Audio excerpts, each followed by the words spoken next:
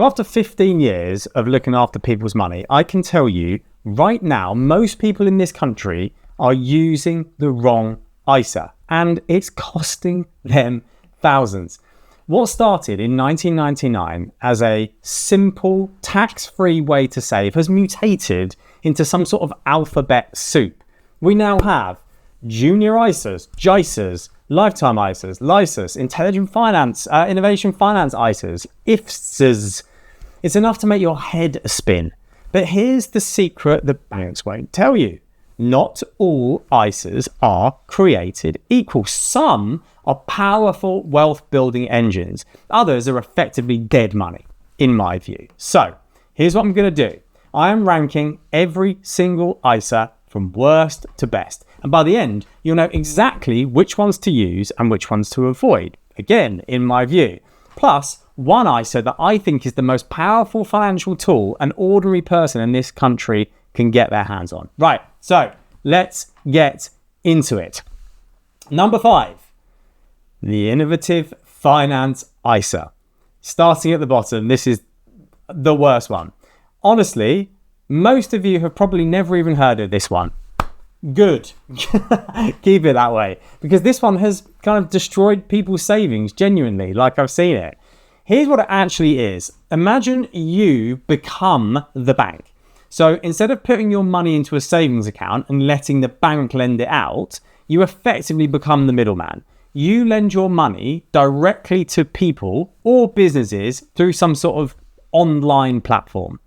Now, because you are taking on some of that risk yourself, you can earn maybe 5, 6, 7, 8, 9% interest, all tax-free. Now, that sounds amazing, right? Well, here's the problem. Think of it like this. You know when someone asks you to borrow some money and they're like, oh yeah, I'll pay you back on Friday, I promise. Now, okay, imagine doing that, but you're lending money to a complete stranger through a website. And if they don't pay you back, tough luck. There's no safety net. There's no government guarantee, nothing. I had a client a few years back. He's a really switched on guy, nice bloke, did his research, found a platform offering like 7% or something at the time. And he was buzzing about it because this was back before interest rates were very high. So it was like 1% in the bank or 7% via this ISA. And he was buzzing about it. 6 months later, the platform went into administration. His money, frozen. It took him over a year to claw back pennies on the pound.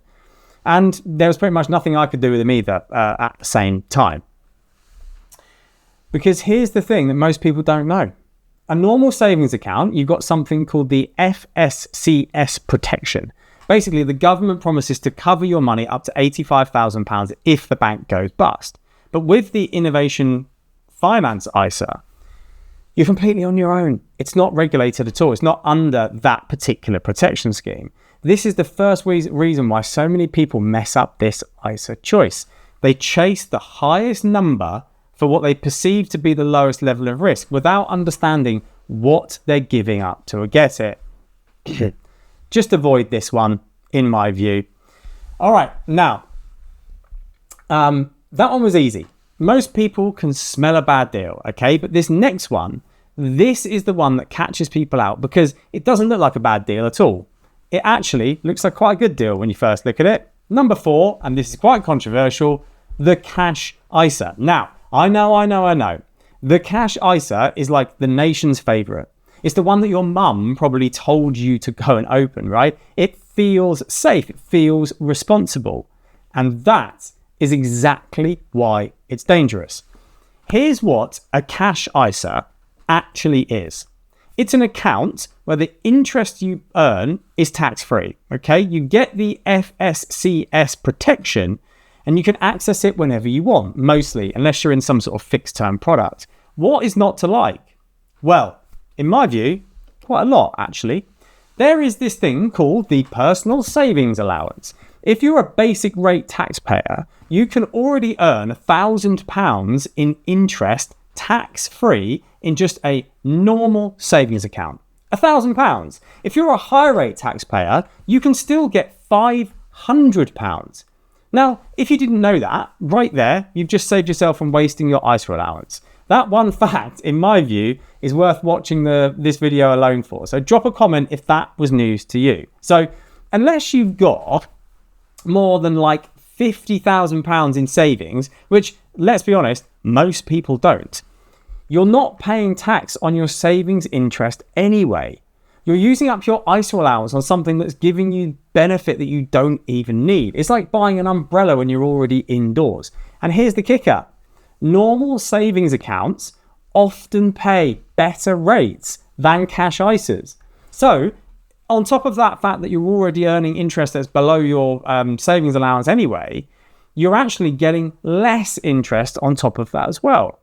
But the real reason that I have ranked the cash ISA this low on the list is what it actually stands for and what it kind of doesn't help with.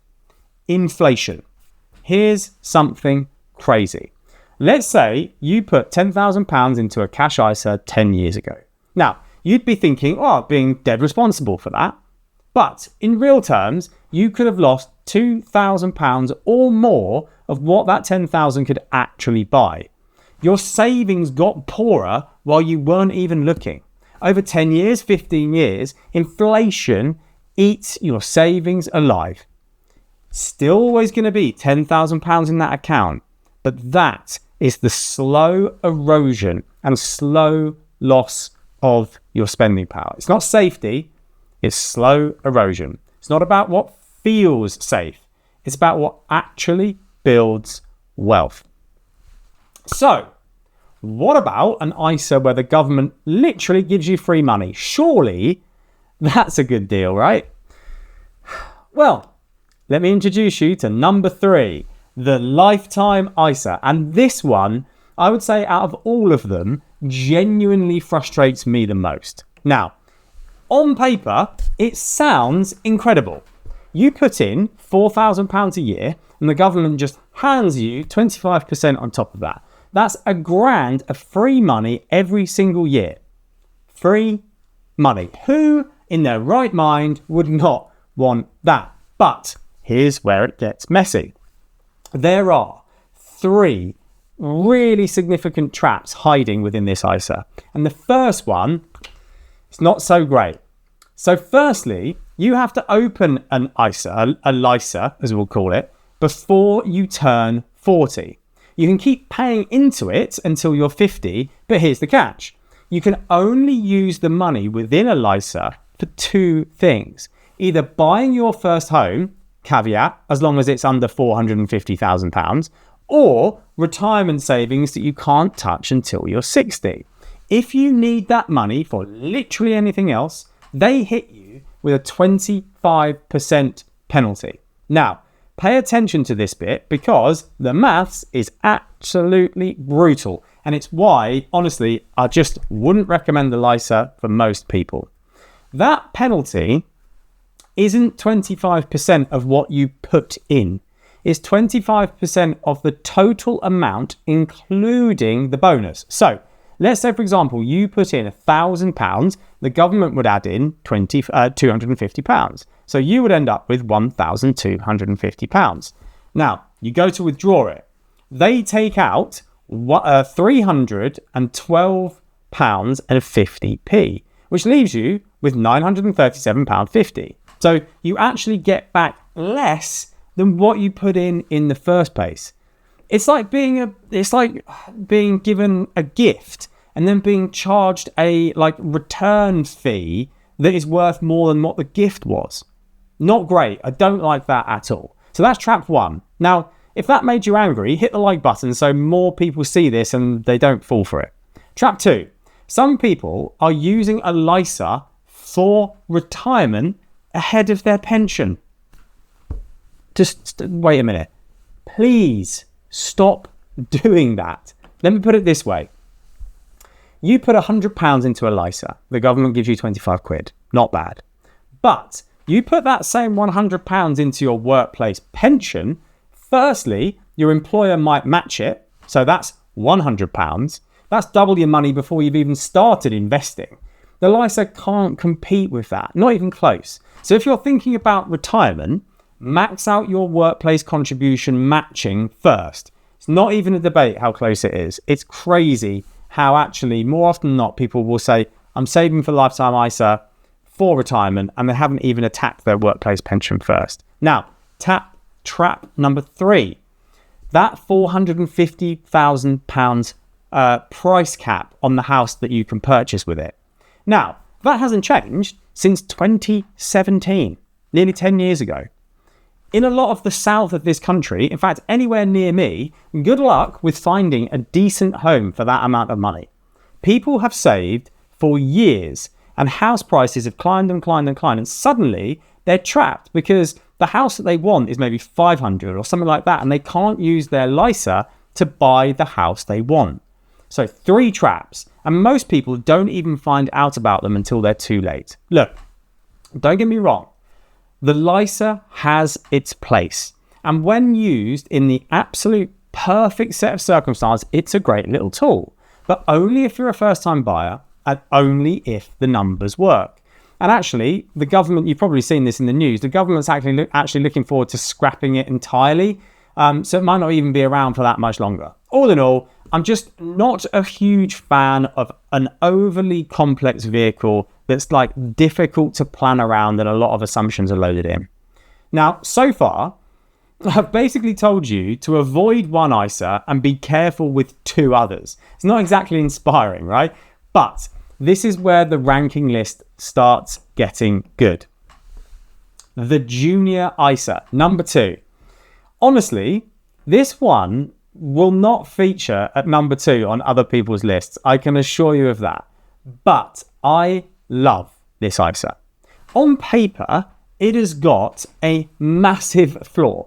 But that flaw, it's actually the thing that I think makes it brilliant. Now, if you've got kids under 18, you can open up a junior ISA for them. It's completely separate to your own ISA allowance. You can put in up to £9,000 per year for your child. And nobody can touch that money until your child turns 18. Not you, not them. It's completely locked. Let me paint you a picture. Say you put in £100 a month from the day that your child is born. So nothing crazy, right? Over 18 years, an investment averaging around 7 or 8%, that pot could grow to somewhere around £40,000. 40 grand. Think about that, waiting for your child on their 18th birthday. Think about what that actually means. A house deposit, a university without drowning in extra debt, starting a business. That's not just money. That's freedom. That's options. Einstein supposedly called compound interest the 8th wonder of the world. Now, whether or not he actually said it, that is exactly what's happening here. The earlier you start, the harder your money works for you and your loved ones. Now, here's the bit that even most financial advisors don't mention. Money that you put into a junior ISA belongs to your child, not you. So instead of the tax man potentially taking 40% of that money when you die through inheritance tax, it's already safely in your child's name. Brilliant bit of planning. And beyond the money, you are showing your teenager a statement with 18 years worth of growth. That is the best financial education that you could ever give them, better than any textbook, when they actually see it with their own eyes as to how impactful that actually is. Really, really good tool. Love a junior ISA. But as good as that is, it's not number 1. And the one that is the one that I think every single person watching this video should have. You guessed it, the stocks and shares ISA. Now, if you remember nothing else from this video, if you skip everything else that I've just said, take one thing away. This is it. Number 1, the stocks and shares ISA. So here's what it is. Instead of earning like a little bit of interest on cash and putting it in a cash ISA, you actually invest your money. I don't just mean necessarily in the stock market, right? It's not feast or famine in terms of risk, right? Stock market versus cash. I mean, properly invest it in a way that matches how much risk you're actually comfortable with. It doesn't necessarily mean gambling on high risk stuff. You can actually invest very, very low risk, to be honest with you. Now, don't switch off. This is way simpler than it sounds. Most people think, like I said, investing means picking stocks and watching screens all day. It doesn't. In fact, that's bad investing to do that. What I recommend to almost everyone is putting their money inside their cash ISA into what's called a multi-asset fund. That's basically a fund where you put your money in and everyone else puts their money into, and it automatically spreads your money across things like stocks, bonds, property, and other assets. And there's a professional person who runs all of that for you. Super simple. So if you're cautious, what you want to do is go heavier on something called bonds. Now, they're a lot less volatile, which means that they just go up and down a lot less. If you've got decades ahead of you and you're a little bit more risk on, you want to go heavier on the stock market, which is way more volatile, goes up and down a lot more, but can give you better growth over time. Something that's really brilliant for doing this is Vanguard's Life Strategy range. It does this brilliantly.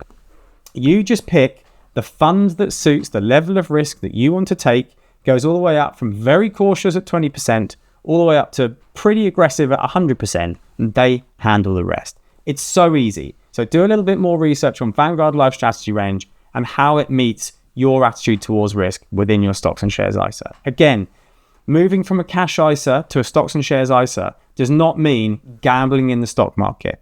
You could go in a super cautious 20 or 40% equity Vanguard lifestyle range, which is like, yes, okay, it's more risky than cash, but it's way less risky than the stock market. So you've got options there. So don't just necessarily think stocks and shares ISA equals gambling on the stock market. And here's the crucial bit, of course, which is the same for any ISAs. But within regards to this one and in regards to investing, any money you make within inside your ISA is completely tax-free. So no capital gains tax to pay if your investments go to £50 million. No tax to pay on dividends, which is kind of the income that you might be paid from some investments. Nothing. Your money is just growing and growing and growing, and the tax man is not invited. Now, here's why, in my view, this beats everything else on the list. Remember all those problems that I've pointed out with the other ones? The IF ISA, the risk of that, the cash ISA losing out of inflation, the lifetime ISA traps, the junior ISA being locked away and not your money. The stocks and shares ISA does not have any of those. None. Investing is the only thing that reliably beats inflation over the long term. The only way to keep up the value of your money over time. Like I said, even a balanced, relatively low risk portfolio, not just some crazy 100% shares stock market mix, a sensible mix, has historically returned anywhere from like 5 to 8%. If you squeeze up the risk a little bit more and you get more exposure to the stock market, yes, you're looking at around that 7 to 10% mark. Now, that is not guaranteed. This is really, really important. This is not an interest rate. It doesn't mean that every year you will get those returns like it does with a cash ISA. So with a cash ISA, they'll say, we'll give you 3%, you get 3% every single year. With an investment, what we're talking about here is the average return over a long period of time. So you might have years where you've got that balanced mix and it's 5 to 8% over, say, 10 years, but 2 or 3 of those years are actually negative in terms of total return. But over a long enough time frame, 10, 20, 30 years, the trend is your friend. So again, taking a little bit of risk on your money really works in the longer term. Now, if we put that in real terms, to make it super real, if you put £200 into a stocks and shares ISA for 20 years, you could be sitting on anywhere over £100,000 from £200 a month. That is the power of this thing. So tell me in the comments, are you already using your stocks and shares ISA, or is today the day that you start? So the other thing also, just with that, you've got total freedom, okay? You don't need to lock anything away. If you really have an emergency, it's not ideal, but you can take your money out. There's no penalties. There's no waiting until you're 60. There's no house price caps. If you only have one financial product besides your workplace pension or SIP, make it a stocks and shares ISA. Do that, and you are ahead, a long way ahead of most people, except there's one problem. Most people I work with, eventually they'll get the ISA bit right, but they'll completely mess up the order in which they do everything else. And that's where real money gets wasted. which is why you should watch this video here next. I have put together an exact step-by-step order to financial security that I've used with hundreds of clients, and it's never failed. So just follow it in process. So give it a click and I'll see you there.